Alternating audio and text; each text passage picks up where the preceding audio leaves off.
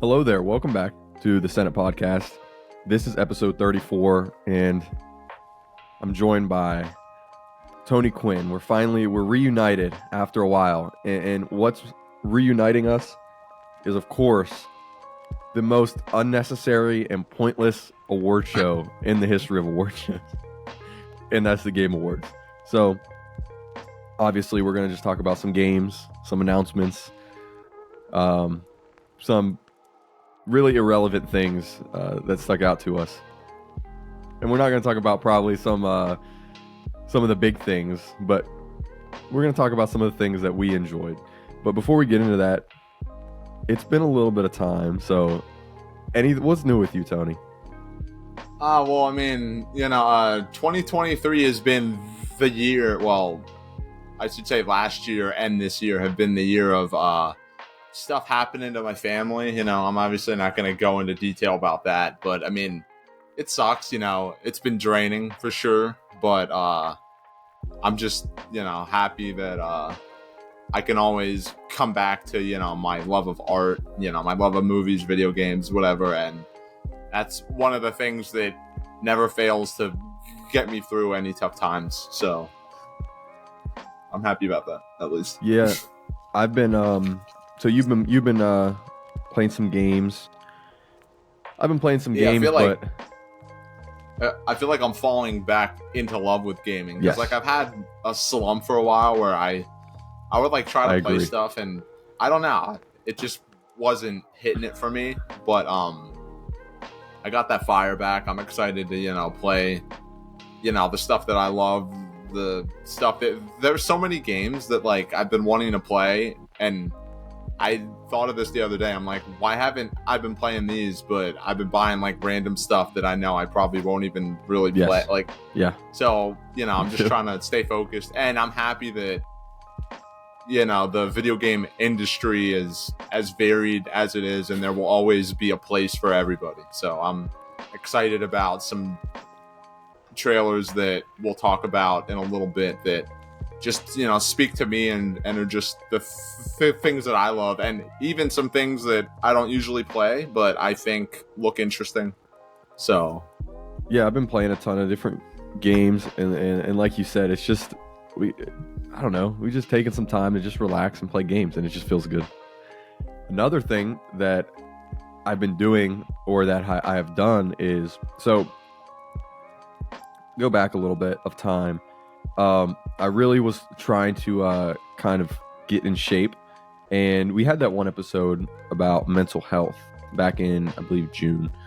yeah, And we talked about the overall physical and mental health and everything. But in terms of physical health, me and you talked about that, outside of this. But I've been trying to get in shape and everything. And one of my goals was to run a 5K. And I did that on Thanksgiving. oh yeah, I remember. How'd that go? So it went amazing. I ran a turkey trot here, and I should be wearing that. I should have wore that shirt for this. But my time was, so they chipped us. We had a chip on us, and when we crossed the starting line, it started, and then it obviously ended at the end. And my time was 28 minutes and 42 seconds for 5K. Yes. So I'm happy about that. It was a lot of fun. I've been eating pretty good, lifting weights and running, but it was just nice finally getting to accomplish that, because it's almost like when you're playing a game and you're going for the platinum trophy, and you're getting the trophies, popping them. It's like, okay, I'm getting closer to that platinum. So it's like every time I was training or eating or working out or whatever, I was getting those trophies, and then I finally do the 5K, and it's like, okay, I've accomplished it. So I feel pretty good about that. Now I feel because that's out of the way, I can just get back to doing the podcast. Yeah, I've been in a little bit of a exercise slump in a way.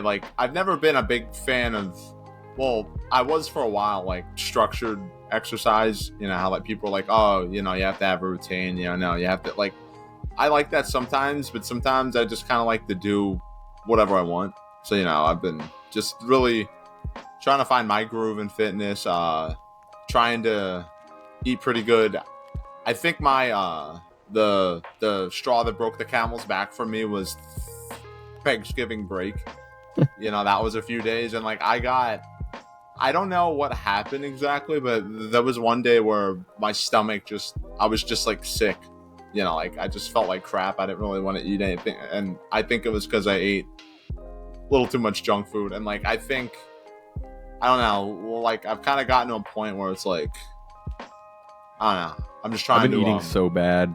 I'm just trying to eat better. I've gotten pretty good though. Like I don't get stuff from Wawa that much anymore. I don't eat junk food a ton anymore. Like the other day I had a pack of 2 cupcakes and I was like, okay, that wasn't a great decision. I've been eating deer meat like crazy. So I know some people. That's expensive, at work, but it's like one of the higher quality ones. Yes, I know some people at work that had a bunch of deer meat, so I bought it. It was expensive, but I've been eating deer meat like crazy. And then I've been eating like I've just been eating a lot, just in general, just a lot more than usual. Like for me, the last 2 months of the year, December and November, I just eat more because of the holidays and stuff. But whatever, I'm working out, burning them. But we gotta have a whole episode on that. Just nothing about games or anything, just that. So I have one more thing I want to talk to you about before we get into the games and stuff. So it's been a little over a year since we started doing the podcast. It's been more so about exactly a year for you in general. I kind of just talked a little bit about it on the last 2 episodes, but over the last year, what were some of the standout moments for you in terms of anything happening on the podcast or with it? I would say, the most standout thing for me is still interviewing Stefan Gagny. That was such a, like, it just felt like I was talking to, like, a friend of mine. Like, it was just really chill, really casual, and like, just like learning, his process. Because for those who don't know, he's a independent video game developer. His studio, which is basically just him, is called Fiction Factory Games. And he did Arcade Spirits and Arcade Spirits: The New Challengers, which are these 2 visual novels with dating elements. Like, it's not a necessary part of the game, it's just there if you wanted to. And like, those games just hit me at the right time, had a big impact on me. And like, so like talking to a developer was like really cool in terms of like kind of igniting that fire in me that maybe wants to work on games in some capacity at some point, among the other 10 million things I want to do. I'd say the other highlight is, I don't know if it was this year. Well, yeah, I don't remember how long it was, but that episode we did with Andy where we created our own video game publishers. Yes, that was I think February or March. Yeah, because like that was, in a way, that was like a thing we did for fun and stuff, and we had a great time with that. But like, it was also, I don't like this word because it's like a buzzword, but manifesting, quote unquote. I'm not necessarily spiritual like that, but I think there is something to be said about like knowing something you want to do and like kind of internalizing it. Like I think that obviously can only help you achieve any things you want to do, anything you want to accomplish. And then let's see, it's hard to think of like specific. I'd say one highlight in general is like, I don't think I've ever talked about this directly, but like if any of you have noticed, you probably have. I stutter a little bit. I've had that since I was a kid. I don't even know why. And like, so like starting, being part of a podcast was like one of those ways for me to like, because it's been a long journey of like me like accepting it and like coming to grips with it and not feeling so self-conscious about it, even though it's still there a little bit. So like on a little bit of a personal level, like being part of a podcast, knowing that, you know, I can't speak like super clearly or anything, it's been kind of a way for me to like look at my insecurities and essentially flip them off. You know, be like, I know you're a part of me, but I'm not afraid of you anymore. I'm gonna face you head on. I'm not gonna let you stop me from having fun, you know, stop me from chasing dreams that I want to chase. So yeah, I guess overall the podcast has helped me learn a little bit about myself in a way, and kind of channel some of my creative energy, and also how do I say it? Like You're it's just getting better. You're giving me learning, something you're to growing. strive towards. Yeah, like a thing to strive for. Like, you know, because if I wasn't part of this podcast, maybe I'd still be making videos, but like it's kind of helped me build my conversational skills, and like even like collaborating with you. Like sometimes you'll text me about like ideas that you have or that we have, and then I'll be like, I think maybe it'd be cool if we did this like this, and you'll be like, okay, that's cool, how about this? And then, you know, so it's kind of helped me like learn how to work with other people, which is a skill that I'll probably be using in my real life to some capacity. So yeah, I'd say overall all of that. That's awesome. And I'm looking at the I'm just going back through our episodes. I think the show, you know, the Senate podcast really started with episode 13, and that was the game studios we would acquire if we owned a publisher.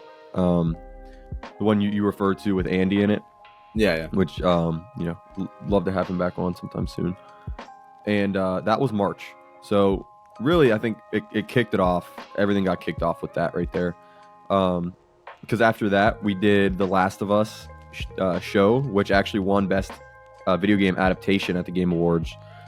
Interesting pick there, but that was a great show. But anyways, after that, we got into our Star Wars retrospectives, and obviously one of the standouts. That was another highlight. That was like some of the most Yes. fun I've had. Like, you know, like Yes. watching these movies again and then being like, So much fun. I never noticed that before. Oh, that was cool. Like, it's so cool when you revisit something in like another phase of your life, you know, because like your brain's more developed and you're able to think like more critically about certain things. So like seeing stuff that you never caught, you know, back when you were a kid, or you know, back when you watched these more on a casual level, it's like, oh, I never noticed that bit of writing there, and oh, that thing there reminds me of this from the original trilogy, or you know, anything like that. Yeah, we had so much fun with that, and then obviously Revenge of the Sith was like 4.5 hours long, and we still didn't cover some stuff in it that we could have covered, and that was fun. Our crossover with the joystick, that was a lot of fun.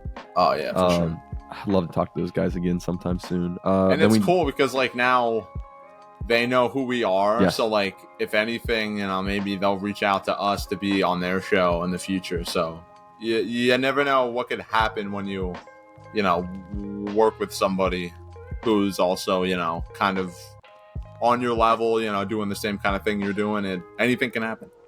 Yeah, it's super fun with them. And I'm just going chronologically. Yo, the live show. Oh yeah, that was great. It wasn't just like, oh, we did a live show. It was very good. Like the quality was amazing. That was a lot of fun. And then Devontae was on that. Would love to have him on again. That was fun. Like we've done so many cool things. And then after that, last thing I'll say is, of course, when I had Jake James Lugo on, just video games industry, you know, veteran video games writer, influencer, everything. Like he just has so much knowledge about games. He's like really well spoken too. Like Yes. he's like very Yes. professional in the way he talks. Yes. But he also, it's not like he's one of those people that feels like he's just on, you know, like a higher plane of existence. Like he's a fan like you, and you know, Such a you were good talking guy. about Yes. like Sonic Huge fan. and Star Wars, and you know, he just feels like a regular guy, but he also has this breadth of knowledge and experience. It reminds me, of me because it's like he's not doing this for the fame or the views. Obviously, me and you were doing this, and we don't care how many views it gets, but we just love doing it. And he's so knowledgeable because he's just a fan of all these games, and that's how we are. So we're so big into games that we just love to talk about it and watch things like the Game Awards because we just love games. And with that being said, let's talk about some of the games we love from the Game Awards. I made a small list of things that just stood out to me. What we can do is we can just go from, overall views of this year's Game Awards and then dive in. Because this year was a very interesting year, I would say. Wasn't the best award show ever. The announcements weren't great. I've seen some people on Twitter being very critical of how they let like celebrities be on there for like 5 minutes, but like the game devs that won the awards, it's like you have 20 seconds, a-hole, and it's like, whoa, dude, like we have to have time for trailers and ads because capitalism, and we have to make our money. Neil Druckmann was rushed. Sam Lake was rushed, and I mean they won Game of the Year. And then Hideo Kojima and Jordan Peele, which was a really cool crossover. The way they were introduced with the door, awesome. They get all the time they want, which it's whatever. It's Jeff Keighley's show, but I would give this show like a C. If I had to grade on a scale, I know they do that on Twitter, but okay. Top down, big takeaways. Let's jump into the games because whatever. It's an award show. It's irrelevant. No, the awards don't hold any kind of weight to it, really. Can I just rant about this? Is my first small rant for the episode. Just go ahead, because we're crossing. Get into it, bro.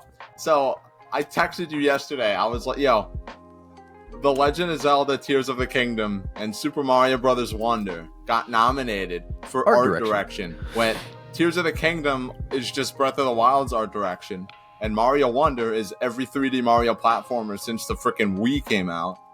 And do you know what other game got nominated for Best Art Direction? Hi-Fi Rush. I haven't played it, but that game looks amazing. It's so stylish. It looks incredible. The cell shading, the colors, all that stuff. I think I voted for that. Yeah. What won? Alan Wake 2. Alan Wake 2. Alan Wake 2. Now, I'm playing the first one. I love it. I love that kind of game, where it's like a interactive movie, TV show. I'm not throwing shade to Remedy at all. But, dude, you're going to compare a game that looks like real life to Hi-Fi Rush? Get out of my face. I think it's ridiculous. Hi-Fi Rush should have got that. And dude, I think in freaking 2021, was Alan Wake, but Deathloop got nominated for art direction alongside Ratchet and Clank: A Rift Apart.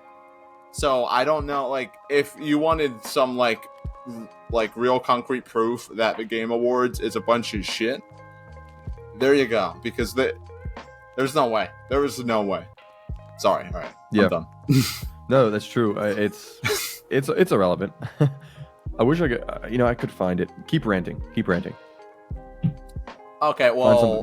Rant. Okay. I'll rant and start talking about, because there are actually some games that stuck out to me, but they fit this trend that I'm tired of. Can we stop announcing games when the only thing that the developers have regarding the game is a CG animatic, a CG trailer, and that's it? No gameplay? Can we stop this, please? Yes. Why are we doing this? Why are we announcing? Dude, how many every Marvel game is just a trailer. No gameplay. Captain America, Black Panther, frickin' Wolverine, Blade, which was announced here. By the way, not developed, thank God, but published by Bethesda. So I don't know about that. It's cool that Blade's getting a game, but I mean, like, so many of these games are just trailers. Like, I don't know, like, that shouldn't, I'm shout out to the people developing the Jurassic Park game. I think it's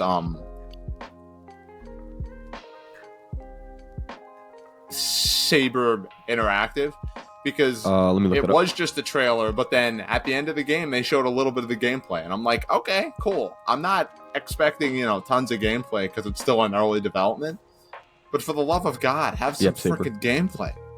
It's a Game Awards show. I don't know. It's just weird. It's just weird. I can't find it. I was gonna look up kind of the nominees for everything, but I don't even want to go through that. But you're right. And in my little list that I made of things that stood out, there are things that stood out pretty much because of them actually showing gameplay.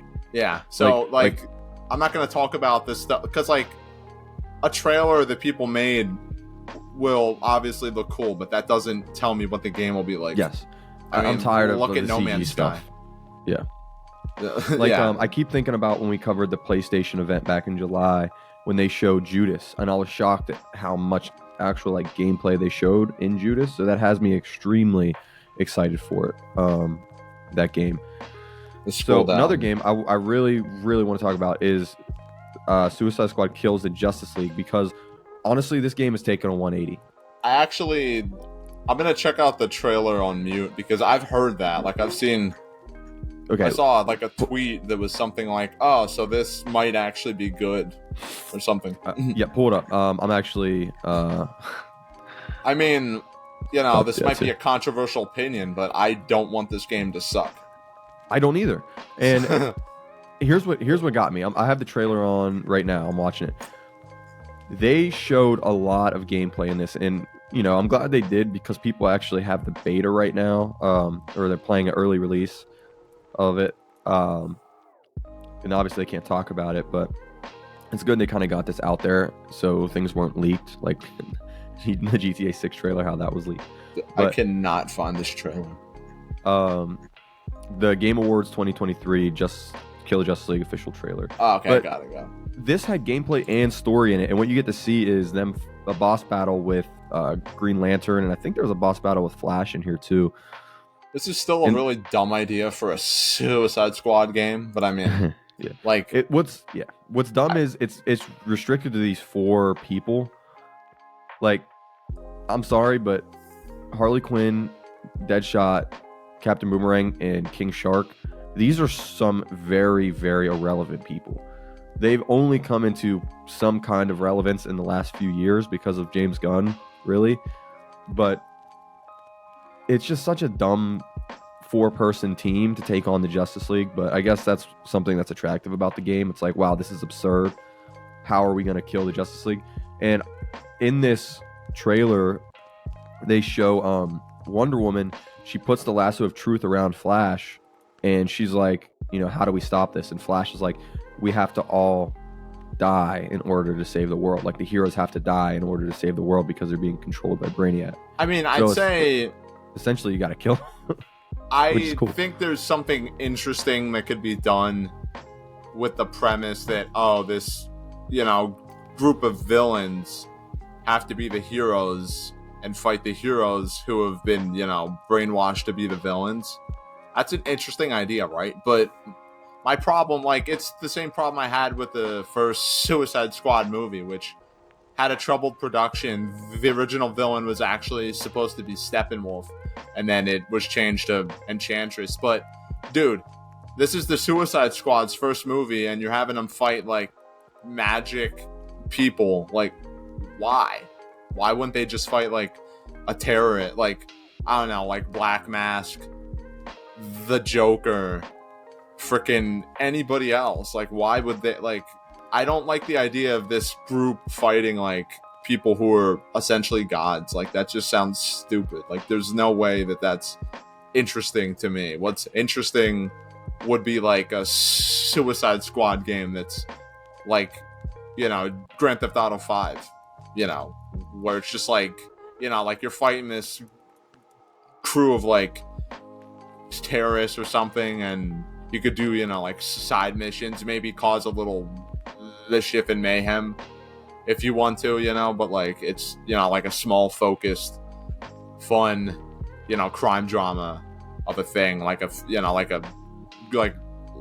grounded thriller instead of whatever this is. And even the traversal, like it looks fun, but it just feels like really grand for some reason. Like everybody has some way to like fly or like jump really high, and it's like I don't know. I feel like some of these people would just like have a car or a motorcycle or something like that. So I mean, I'm gonna play it probably because I mean, it looks fun, and you know I like these characters, but like I'm still, even like if they change like the live service looter aspects of it, I'm still kind of skeptical because it's like it could have been so many other things, and it's just the same thing they keep doing with these characters in the movies, which I mean, the James Gunn movie was a little more grounded, but then they fight a giant starfish, and it's like, I don't know why'd they have to do that.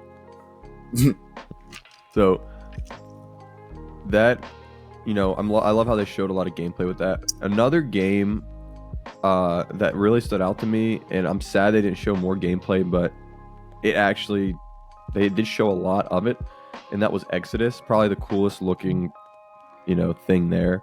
Essentially, it was the first game announced, you know, at the start of the show, and Matthew McConaughey came out and announced it because he's in it, and it is called Exodus, developed by ex-BioWare devs, and they want to make it an RPG in space, and it looks amazing. It has know, time dilation elements like Interstellar, you know, so obviously Matthew McConaughey is going to be involved in that, which is awesome. I don't know if I saw the trailer for this. I might have. The trailer looks awesome. I can't remember if they showed gameplay or if it wasn't gameplay, but there's ex-Naughty Dog devs and ex-Mass Effect, ex-devs from BioWare that worked on Mass Effect on this, so I don't know. It looks cool. It actually looks promising. It stood out a little bit. It's kind of just a bland sci-fi, you know, kind of like art to it.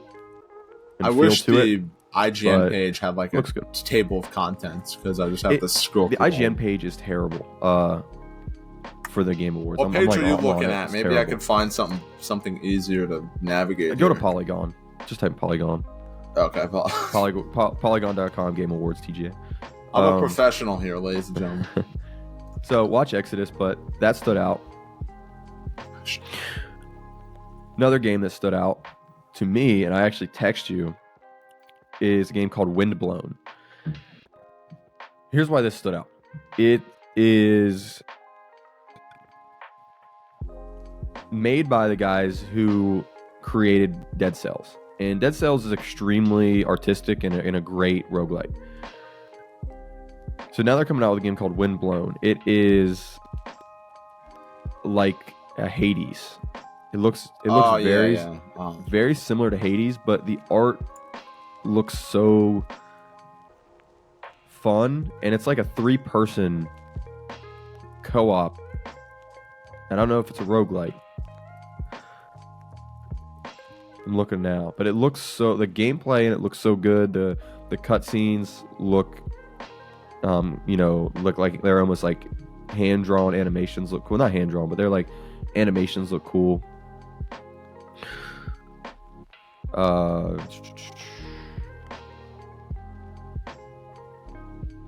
Assume the role of Leapers, a group of warriors fighting to protect their home from a gigantic and deadly vortex and its sentinel minions. Oh yeah, we were craving a lightning fast combat roguelite, but it simply didn't exist. The Motion Twin team explained in a press release, so we rolled up our sleeves and crafted the game we yearned for. Okay, blah blah blah. It's like Hades but faster. It's co-op. Looks awesome, but yeah. So yeah, I wish I could. Those games stood out to me. I wish that I could be a fan of roguelikes, but I'm just as somebody with ADD. I don't like redoing the same thing over and over again, and that's kind of what roguelikes are. Like, the only one I enjoyed, like, significantly was Hades. I didn't beat it, but, like, I liked it at, like, you could still, like, buy things to progress. Like, you know, like, if you grind, you could, like, buy, like, abilities and stuff. And, like, every time you die, if you talk to a character, they have, like, no lines of dialogue that, like, advance the plot and stuff. So like that's kind of the exception to the roguelike rule. But I mean, I'll check this out. If like if it's cheap, because like I see the appeal of the genre, Yes. but unfortunately, I just haven't really. The co-op been able- really is for that type, specifically that type of game. Oh yeah. Is really what got me, because it just looks fun. Like if you got a group that can go in, it looks like you can have a lot of fun because it looks fast paced, like they were saying. So, okay, moving on. I want to keep this compact. All right, so as how possible. do you just want to run through, since you've been talking for a bit? Do you just want to like run through the rest? Yeah, I'll of run through. that? Okay. Because I only got a few more things I want to say. Okay. So I don't know if you caught this one. A game called Last Sentinel. Yeah. Okay. So ex-GTA dev reveals futuristic open world rival Last Sentinel at the Game Awards. So developer Lightspeed LA. This guy, the dev for this, worked on Red Dead and Bully, but this is set in a dystopian Tokyo. Last Sentinel focuses on protagonist. She leads an enthralling narrative steeped in dystopian science fiction lore, and it looks like almost it's an open world game, and it looks like a cyberpunk if it was set in Tokyo, which sounds cool. It looks cool. Trying to find the trailer. I watched it, but I kind of Dude. forgot. This stood out to me. I don't see anyone talking about it, and maybe I'm missing something. I'm so But- unprepared for that. They didn't show any gameplay. Screw it. I'll just But, click on you know, YouTube. There wasn't a lot. They of didn't show any shown. gameplay. Yeah, that was one of the ones with no gameplay. Yes. So I'm like, And I was mean, upset, but it might. But the style looks interesting because it reminds me of a cyberpunk, but it's set in Tokyo. Which you just pitch me that, I'm like, okay, that actually sounds interesting. So unfortunately, not a lot of gameplay for that, but Sega went off with gameplay. They showed Dude, in 90 seconds, they revealed 5 games, just gameplay. let me just quick look this up on YouTube. Yep, 'Cause I'm watching it now. So, dude, I'll save it for when we talk about that game. That game. But we talk about the other ones that are not that game first. okay.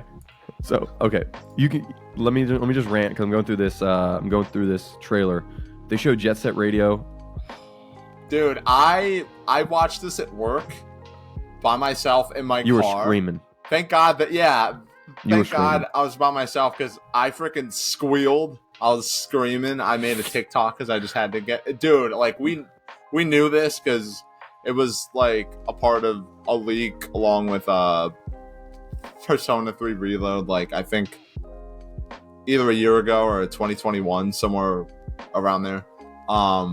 And I was like, "What does that mean? What does that mean? Is it a sequel? What is it?" I mean. So We're still not sure, but dude, from the little bit that we got, oh my god, my most like Final Fantasy VII Rebirth, Kingdom Hearts 4, and now this new Jet Set Radio game are my top 3 forever. Like oh my god. So the upcoming entries include new games in the Jet Set Radio, Shinobi, Golden Axe, Streets of Rage, and Crazy Taxi franchises.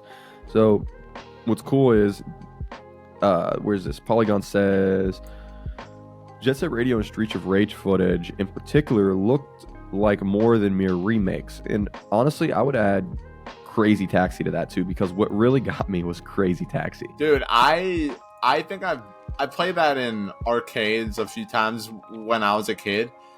This version looks clean. Like It looks so just good. like a arcade game where you pick up passengers and bring them places. But I'm like, why do I want to play it? Like, why do I want to buy this and just, it looks like, fun. It looks so fun. It'd be fun, like, if they kind of added, I wouldn't say necessarily a story mode, but like some other things beyond just like trying to get a high score. Like maybe, because in the thing they showed the taxi being chased by the cops. Yes. So I'm wondering if there's like a thing where it's like you can be like a rogue cab driver, and just like cause mayhem and just have these like crazy adventures.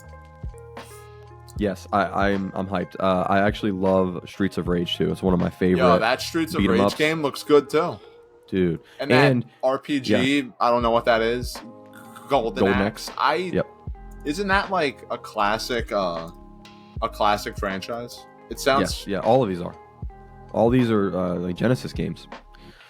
So I think I played this in this big arcade once. Yo, they like, dude, okay, so this is a thing that I really love that they're doing, and it's not something I see that much where like, because there's some like classic franchises, but for some reason maybe they're not accessible, or like trying to get a copy's like really expensive or whatever. So it's like, it's cool that they're resurrecting these classic franchises, giving them modern controls, a modern coat of paint, so that people can experience them now. Like I'm freaking excited for that. Like it's like Sega is definitely, they're doing something that I wish Konami would do, which is resurrect their old freaking games.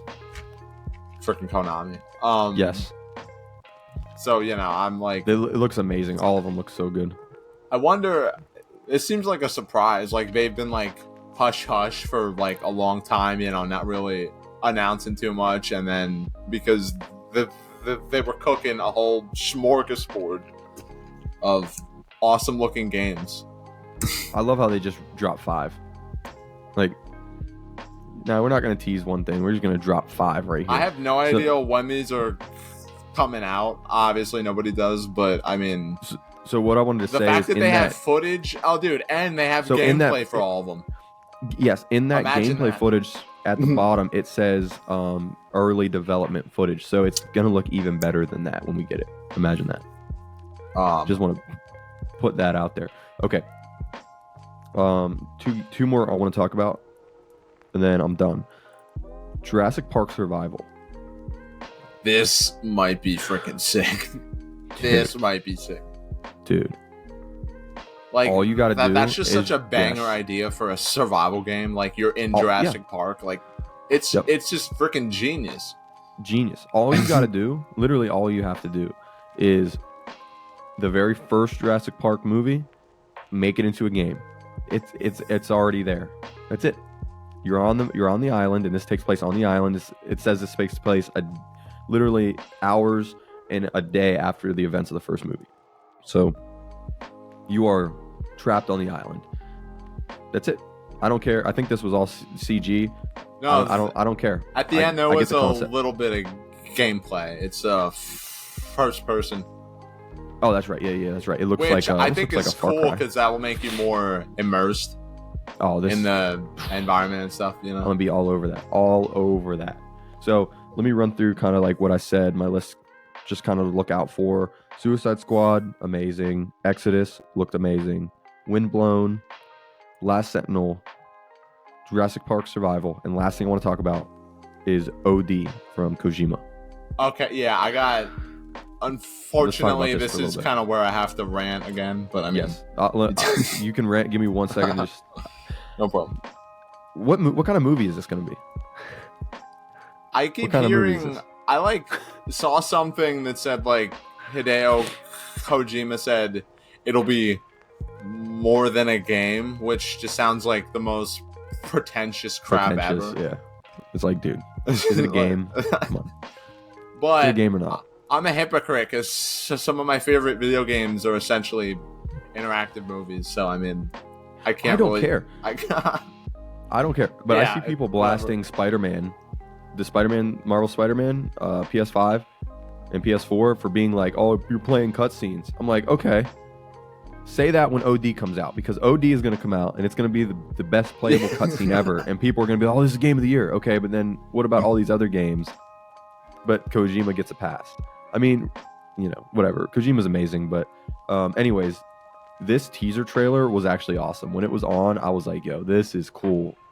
The way they did it was awesome. I don't know. It's a really cool teaser trailer, but no idea what the game's going to be. It's going to be some kind of horror experience. So, all right, that's all I got to say. Yeah, so let me because Go on. you sent me a text I think yesterday about like, yo, check out these 3 games, and OD was one of them. And then I saw the trailer for it, and I remember that was one of the games you mentioned, and I was like, okay, so what part of that exactly was I supposed to look at? And like, dude, it just blows my mind that they brought Hideo Kojima to talk for probably like a quarter of the freaking show, to talk with Jordan Peele, who is a filmmaker that I actually really like.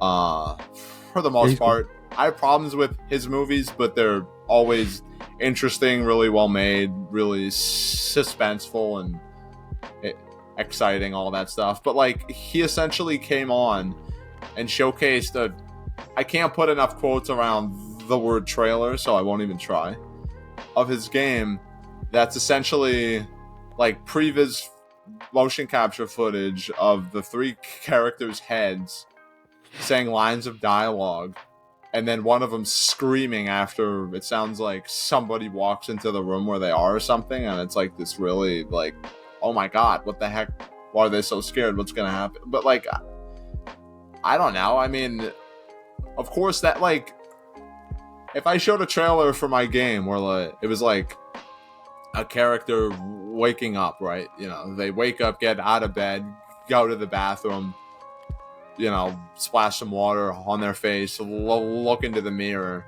and then it does that thing where like they open up the medicine cabinet, close it, and then there's somebody standing behind them with a knife, and then it fades to black. That's the end of the trailer.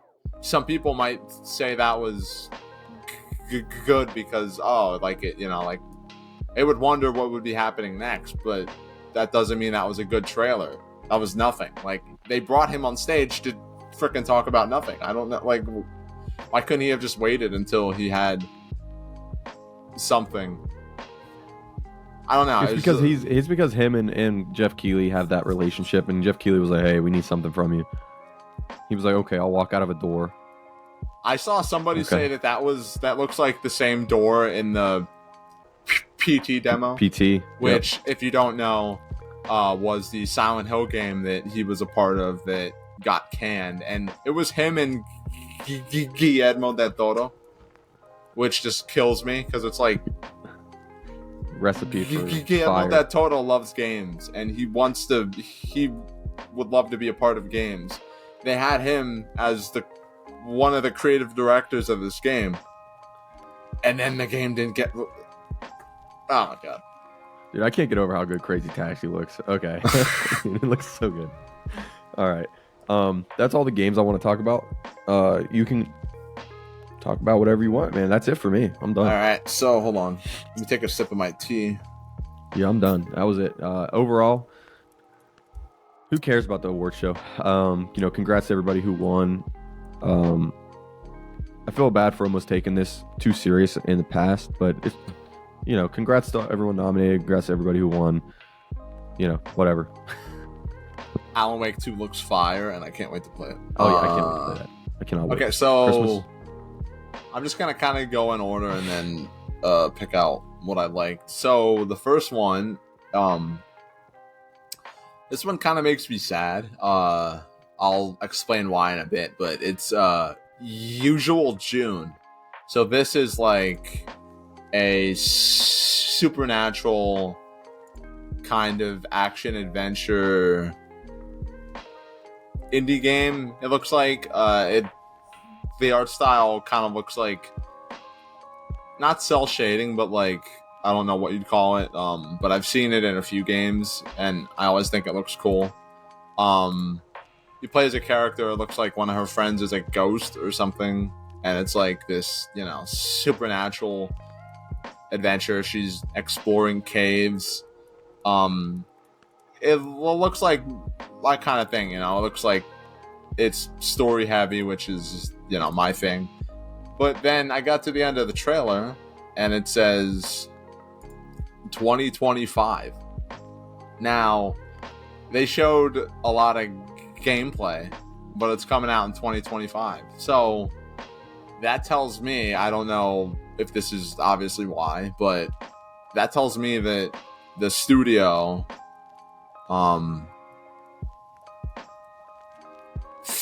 Finji, I've never heard of them. They want to make the best game they can make. So, they're really taking their time. They're letting it simmer. They're letting it cook. They're throwing some more marinade on it. Maybe some spices. They're glazing it a little bit. They're salt baying it. But, I just want to play this next year, and I have to wait until 2025. So that sucks. Do you have any thoughts on that?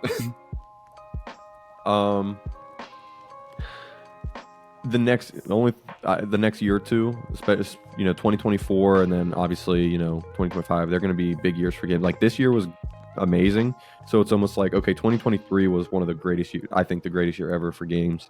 So it's like, okay, well, we know next year is going to be good because this year was amazing. But no, I think next year is going to be amazing. So excited for everything. I mean, in part it has a lot to do with delays, but a lot of promising games to look forward to. So the next one is Harmonium the Musical. So okay. Yes, I text that to you. That's definitely interesting. Adventure narrative musical game about a girl who wants to make music, but the only thing is she's deaf. So this game has the potential to kill me. So that'll be fun. I loved it, and I was like, I know you're gonna love it. Yeah, the art style looks great. The freaking color, the music, the character designs, the whole fantasy world. I'm probably gonna, really grow to love the main character. She'll probably become one of my many video game daughters, which is a list that keeps expanding, and I both love and hate it. And dude, I'll say this looks like a Pixar movie that's way more so good. interesting than the last few Pixar movies. Because after Soul, Soul and Coco were the last ones I really cared about. Every Pixar movie now, I don't know what it is. It just feels like they don't want to be making movies anymore. But this looks like somebody was like, okay, I missed the old Pixar, so I'm going to make a game that is just the old Pixar. So I have high hopes. I think that comes out next year. I believe so, if I remember correctly. Yeah, and it'll be on Game Pass, which is cool because I have an Xbox One. That's nice. Right. I got the last gen console because it was cheap and a lot of stuff is still on there, so you can laugh at me if you want. Exactly. That's the best way to get into the ecosystem. Okay, so here's an RPG, Metaphor ReFantazio. Now, we talked about this, I think it was last year I forget what the event was. I think it was a PlayStation event, no, I think it was the Xbox showcase or something.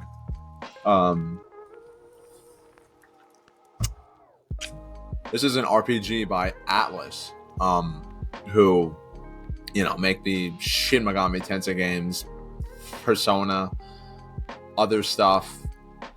They're a publisher too, so a lot of their games, I don't know if they publish or developed, but their games are always really cool looking. They always have a great art style and stuff, great music and all that. And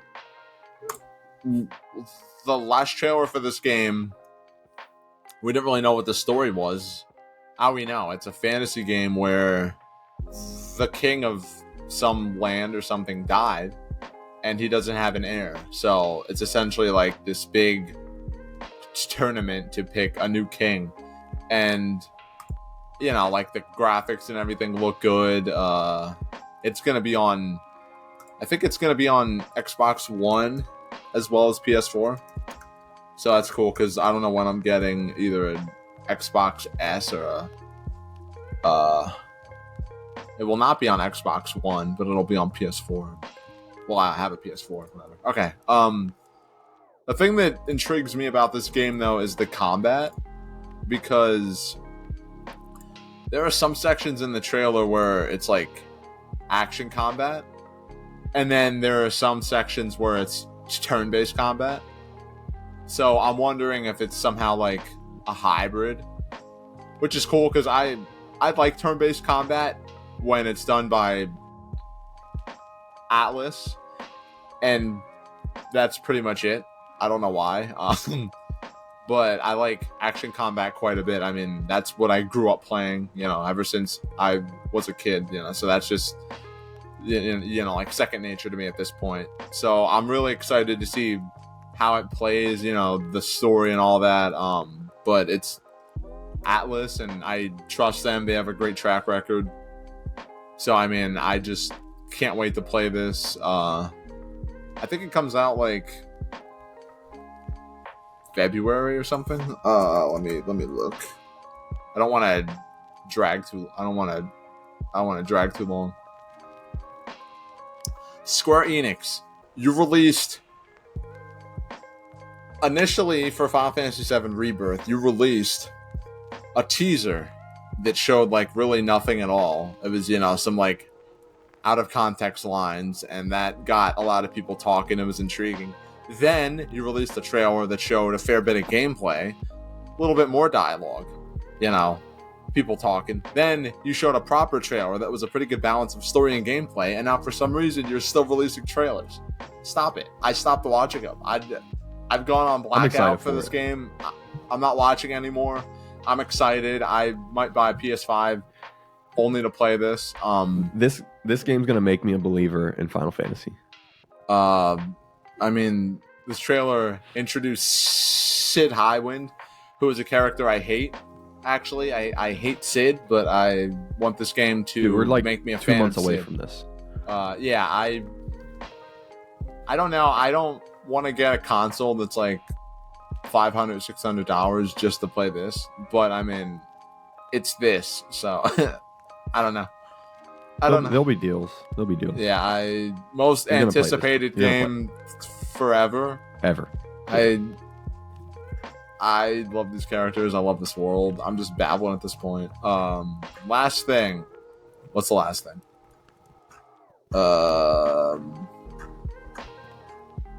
Whole lot of crap I don't care about. Baldur's Gate 3 is now out on Xbox. Okay, that's it.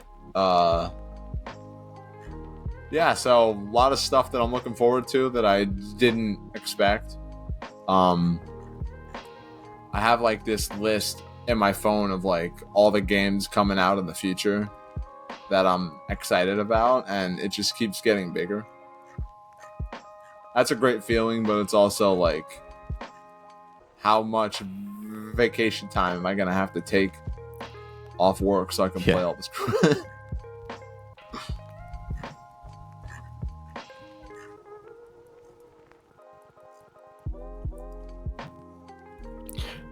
All right, I want to end it with shouting out Sonic the Hedgehog, because Sega announced they released, I don't know where this is from, I found it on Twitter, but it's a quote from Sega saying, "In recent years, Sonic the Hedgehog has forged new paths for Sega, bringing the franchise to life and reaching new audiences in ways we had only dreamed of in the past. Building off that success, we are digging into our legacy and reimagining several franchises to bring these games to more audiences around the globe. Today's announcement is just the start of our initiative." So if you're excited for Jet Set Radio, thanks Sonic. Wait, I would so how did Sonic make them want to revive classic franchises? Because Sonic is Sega's, most successful classic franchise, and its renaissance and revival in these, like, it's movies and games and everything, blah blah blah. It's making them want to revisit their stuff, which is awesome. I really like what Sega's doing. Imagine a Sonic and Jet Set Radio crossover. Come on, they did Sega. Crossover in Sega All-Star Tennis. Well, I mean, and maybe in the racing, but in the Sega Tennis games they were in there. Yeah, that has. I think it's Beat from Jet Set Radio. He's like the most popular character for some reason. We all know Yo-Yo's the best because his voice is the equivalent to having every one of your fingernails individually ripped off. It is the most annoying. Those characters That's really awesome. don't talk. They just have phrases. So like Yo-Yo, like whenever he like jumps or something, he goes yow. Dude, And it's like Jet Set Radio is so talking. cool. Dude. I cannot wait. I can't honestly. I think that might be my favorite thing of the show is actually those Sega announcements because that's honestly amazing, seeing what they're doing with classic games. So, but final thoughts on all of this, and then we can just end it because there's a lot here. Go ahead. What do you want to leave? What do you want to leave us with today, Tony? I say I'm leaving this with shout out to Sonic. Thank you, Sonic, for saving the Game Awards. I'm gonna leave this to when I was a teenager. I used to think about like movies and stuff that I would want to make, based on like franchises and stuff. And one of the projects that has always lingered in my mind was a Jet Set Radio animated series. And Sega's bringing Jet Set Radio back. I want to be an actor. You're speaking it. Yep. I want to be a producer, whatever. So I'm saying, Sega, I'm free. I have no life whatsoever. I have nothing going on. I'm single. I don't have any kids. I don't have, a partner or anything like that. So please reach out to me because I got some ideas. You know what's funny? We had a clip. We had a short of you talking about Jet Set Radio. I got to go find it. Yeah, I predicted that would be at the Xbox showcase last year, along with Persona 3 Reload, and I was wrong. Yeah, you were. About that specific thing. But it did bring it back. I think that was better, though, because they brought it back with a lot of other, classic franchises. It was kind of like that Red Letter Media clip where they're talking about Rogue One and they're like, remember Star Wars? Yeah. Remember so Crazy Taxi? Remember Shinobi? But here's the thing. People do though. These aren't just no name classic titles. People love these titles. Yeah. Like I can't wait. So, anyways, that is episode 34. So thanks for listening and watching. If you got this far. Anyways, Tony, thanks for coming on. It was just fun getting together and just talking about whatever. Yeah. Games, life. So, all right. Till next time. Catch you guys later. Peace.